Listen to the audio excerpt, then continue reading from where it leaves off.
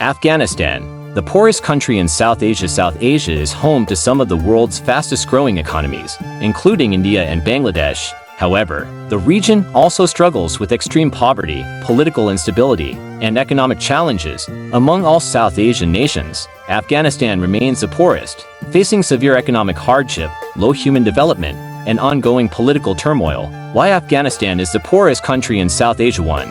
Extremely low GDP per capita. Gross domestic product (GDP per capita) is one of the key indicators of a country's economic health. Afghanistan has the lowest GDP per capita in South Asia, with most of its population living in poverty. The economy relies heavily on agriculture and foreign aid, but ongoing conflicts have weakened productivity and investment. 2. Political instability and war.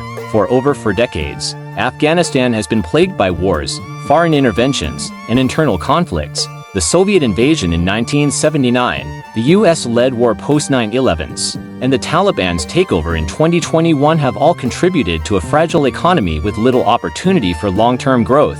Businesses struggle to operate in such an unstable environment, and foreign investors hesitate to engage with the country. 3. Lack of infrastructure and basic service. Afghanistan has some of the weakest infrastructure in the region. Poor road networks make transportation and trade difficult. Limited electricity supply affects businesses and households. Insufficient healthcare facilities leave millions without proper medical care.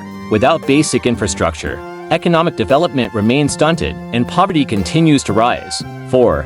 High unemployment and widespread poverty. A significant portion of Afghanistan's population relies on agriculture, but frequent droughts and conflicts disrupt farming. The lack of industrial and service sector jobs has led to high unemployment rates, forcing many Afghans to migrate in search of work. Women, in particular, face severe restrictions on employment and education, limiting their contribution to the economy. 5. Education and healthcare crisis. Afghanistan has some of the lowest literacy rates in the world.